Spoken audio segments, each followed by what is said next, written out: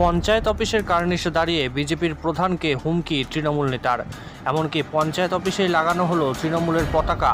Viral video ঘিরে উত্তেজনা। বিজেপির প্রধানকে পঞ্চায়েতের অফিসে ঢুকতে দেবে না বলেই দাবি ওই তৃণমূল নেতার। ঘটনাটি রায়দিঘির কাশীপুর পঞ্চায়েতের ঘটনা। আর একবার জানায়, পঞ্চায়েত অফিসের কার্নিশে দাঁড়িয়ে বিজেপির প্রধানকে হুমকি তৃণমূল নেতার। এমনকি পঞ্চায়েত অফিসেই লাগানো হলো তৃণমূলের দলীয় পতাকা।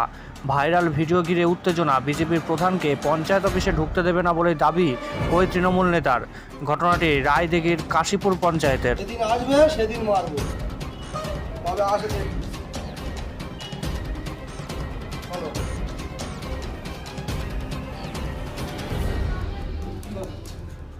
আস্তে আস্তে চ। আসবে না মা। মেম্বার আমরা কবে আজ ভোট পেতে আজ মারবো। পঞ্চায়েত আমাদের বিজেপির মেম্বাররা উল্লেখ খাওয়াবো। বেঁধে দিল। যেদিন আসবে সেদিন মারবো। কবে আসে দেখি। চলো।